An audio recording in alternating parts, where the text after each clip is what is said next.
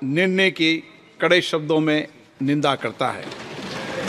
इसके साथ ही हम उन सभी लोगों की संकल्प शक्ति की सराहना करते हैं जिन्होंने इमरजेंसी का पुनर्जुड़ो विरोध किया, अभूतपूर्व संघर्ष किया और भारत के लोकतंत्र की रक्षा का दायित्व निभाया।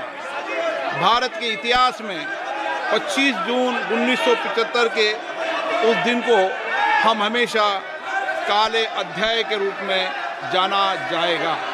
भारत के लोकतांत्रिक मूल्यों को कुचला गया और अभिव्यक्ति की आज़ादी का गला घोटा गया। इमरजेंसी के दौरान भारत के नागरिकों के अधिकार नष्ट कर दिए गए, नागरिकों से उनकी आज़ादी छीन ली गई। ये वह दौर था जब विपक्ष के नेताओं को जेल में बंद कर दिया गया, पूरे देश को जेल खाना बना दिया गया। तब की तानाशाही सरकार ने मीडिया पर अनेक पाबंदियां लगा दी गई थी, न्यायपालिका की स्वतंत्रता पर अंकुश लगा दिया गया था। इमरजेंसी का वह समय हमारे देश के इतिहास में अन्याय। 18তম লোকসভার প্রথম দিন ওম বিড়লা যা যা বলল তাতে কিন্তু আগামী 5 বছর পার্লামেন্টে কি হতে চলেছে সেটা কিন্তু একটা আভাস পাওয়া গেল। অনেকে বলছে কালো দিন শুরু হয়ে গেল। ঘটনার সূত্রপাত এইভাবে যে ওম বিড়লা নির্বাচিত হলেন লোকসভার স্পিকার হিসাবে। নির্বাচিত হওয়ার পরে বিরোধীরা বিভিন্নভাবে তাকে শুভেচ্ছা জানাচ্ছিল। শুভেচ্ছার বার্তার মধ্যে এটাই ছিল যে দেখুন 17তম লোকসভাতে আপনি যেভাবে কন্ট্রোল করেছেন তাতে অনেক কিছু আওয়াজ সাধারণ মানুষের কাছে পৌঁছায়নি। ঘটনা সত্যি কথাই, কারণ ভারতবর্ষ দেখেছে একসাথে 100 জন 120 জন সাংসদকে এমপিকে বহিষ্কার, এবং সেই বহিষ্কারের আবহেই একের পর এক বিল কিন্তু পাশ হয়ে গেছে। তো বলা যেতে পারে গণতন্ত্রে বিরোধীদের কণ্ঠরোধের একটা প্রক্রিয়া চলছিল। এই নিয়ে 17তম লোকসভায় 2022-23-এ আমরা অনেকবার প্রোটেস্টও দেখেছি। সেই আবহেই এক একজন বিরোধী পক্ষের নেতা উঠছিলেন, তাকে স্বাগত জানাচ্ছিলেন এবং তার সাথে বলছিলেন যে আপনি নির্ভয় হন, আপনি নির্ভীকভাবে এবং সমস্ত পার্টিকে আদর করে ঠিকভাবে সমানভাবে তাদের বক্তব্য শুনবেন এবং দেশের সমস্যাগুলো যাতে সবসময় মানুষের কাছে পৌঁছায় সেই জায়গাটা কিন্তু রাখবেন। लोकसभा के अध्यक्ष के रूप में आप हर सांसद और हर दल को बराबरी का मौका और सम्मान देंगे। निष्पक्षता इस महान पद की महान जिम्मेदारी है। आप लोकतांत्रिक न्याय के मुख्य न्यायाधीश की तरह बैठे हैं। ঘটনা অ্যাকচুয়ালি এরকম হয়েছিল, আমরা জানি যে অনেক মাইক বন্ধ হয়ে গেছিল 17তম লোকসভাতে। বিরোধীরা যখন বলতে উঠতো তাদের মাইকের আওয়াজ থাকতো না।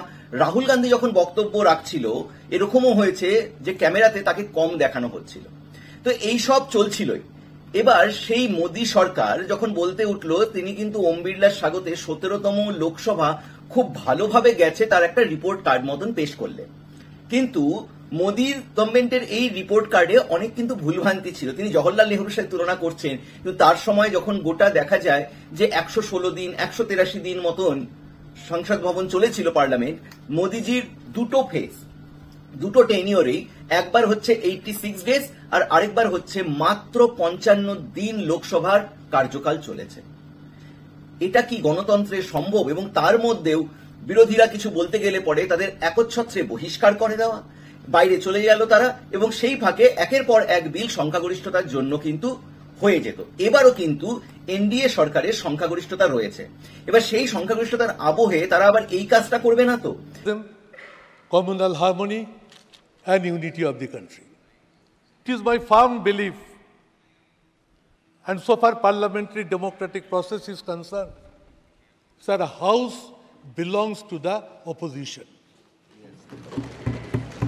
This attitude is to be adopted by the ruling party itself. Sir, you may have your good wishes, your good intention, but sometimes you have to bow down to the ruling party's pressure, which my experiences say. Sir, suspension of 150 MPs on one day, it has happened in this.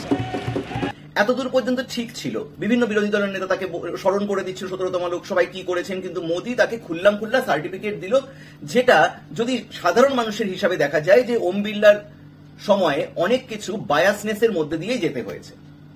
কিন্তু ছন্দপতন হলো সেই জায়গায় যে স্পিকারের পদে থেকে এত কিছু শোনার পরে তিনি মনে করিয়ে দিলেন ইমার্জেন্সির কথা। ওম বিড়লা স্বয়ং বললেন যে 25শে জুনের সেই কালো দিনকে পার্লামেন্ট সেটাকে ব্ল্যাক ডে বলছে এবং সেটার কড়া নিন্দা করছে যে 1975-এর যে ইমার্জেন্সি লাগানো হয়েছিল সেখানে মিডিয়ার কন্ট্রোল করা হয়েছিল এবং ইমার্জেন্সির এগেনস্টে যারা লড়েছিল তাদেরকে জেলে বন্দী করে দেওয়া হয়েছিল, সেই ঘটনা সে তিনি তুলে ধরলেন।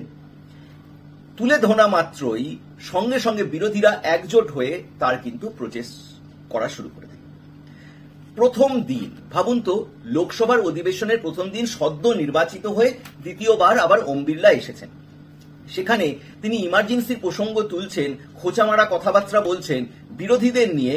দেখুন, আপনি যখন প্রিন্সিপালের পর্যায়ে যখন পৌঁছাবেন বা প্রিন্সিপালের পদে যখন বসবেন, 10টা স্টুডেন্ট 10 ভাবে বললে পরেও আপনি কিন্তু সেই স্টুডেন্টগুলোকে সেই কথাগুলো কিন্তু রিপিট করতে পারেন না, তাদের ভুল সংশোধনের কথা বলতে পারেন, কিন্তু সেই 1975 সালের ইমার্জেন্সি এবং কিভাবে লেগেছিল তাতে কড়া নিন্দা করছেন আপনি আজকের ডেটে।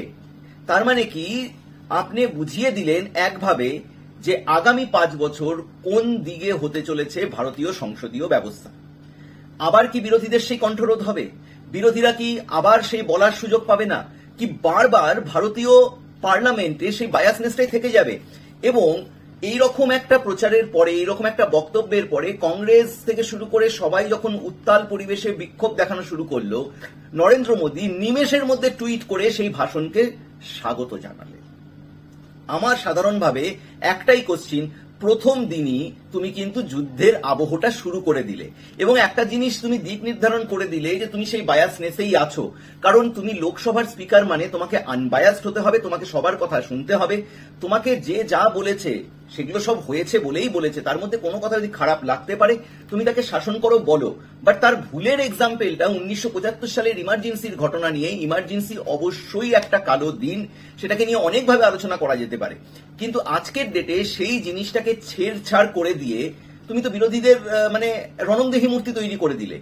আগামী দিনগুলোতে কিভাবে ভারতীয় সংসদ ভবন চলবে সেটা নিয়ে কিন্তু একটা কোশ্চেন মার্ক তুলে দিল। দেশে বিভিন্ন ইস্যু রয়েছে, সিভিল কোড, এক্সামিনেশনের নিয়ম, অনেক কিছু কিন্তু ইস্যু আছে এবং বিরোধী যখন অনেক বেশি স্ট্রং তখন ইস্যুও কিন্তু উঠে আসবে, কারণ এই জায়গাটা কিন্তু মানুষ মনোনীত করে পাঠিয়েছে মানুষের কথা বলার জন্য এমপিদের। সেই এমপিদেরই কিন্তু যদি বাকরুদ্ধ করে দেওয়া হয়, তাদের যদি আওয়াজটাকে বন্ধ করে দেওয়া হয়, তাহলে তো গণতন্ত্রের উপর বিশাল বড় আঘাত। কোন দিকে যাবে আগামী 5 বছর, মানে আদেও এই পার্লামেন্ট হাউস ঠিকভাবে চালানো যেতে পারে কিনা, কারণ রেকর্ড বলছে কখনো 86 ডে, পরের ফেজে 55 ডেজ। তো এই ডেজগুলো তো আরো কমলে তো আরো মুশকিল। তাহলে সাধারণ মানুষের জ্বলা যন্ত্রণা, গ্যাসের দাম বাড়া সব কি সেই জায়গাতে থেকে যাবে? এই মুহূর্তে বাজার অগ্নিমূল্য গোটা দেশে কোন দিকে যাবে? দিল্লিতে জলের ক্রাইসিস ইস্যু যদি ধরা যায়, 86 দিয়ে কি 200 দিনেও বা 150 দিনেও ভারতবর্ষের প্রতিটা মানুষের কথা বলার জন্য তার নির্বাচিত জনপ্রতিনিধি কে দরকার। প্রতিটি মানুষ প্রতিটি এমপির হয়ে কথা বলুক এবং সবাই একবার করে সুযোগ পাক, তাহলে যে সময়টা লাগার সেটা লাগুক, সবাই জানুক গোটা দেশে কি চলছে। সেখানে মেন ইস্যু হয়ে যাচ্ছে, আধা ইস্যু চলে যাচ্ছে, পলিটিক্যাল পার্টিরা যে কেউই হোক তারা খালি লাভের গুড়টা খাচ্ছে। তো ভারতবর্ষের মানুষ তাহলে ভোটটা দিচ্ছে কেন? বিরোধীদের কণ্ঠরোধ করে থামানো যায় না এবং এবছর বিরোধীরা কিন্তু প্রচন্ডভাবে স্ট্রং, কিন্তু একটা সংসদীয় গণতন্ত্রে সরকার যতটা স্ট্রং বিরোধীও কিন্তু ততটাই স্ট্রং হওয়া উচিত, কারণ বিরোধী শূন্য কিন্তু কখনো গণতন্ত্র চলতে পারে না, মানুষের আওয়াজ বন্ধ হয়ে যাবে।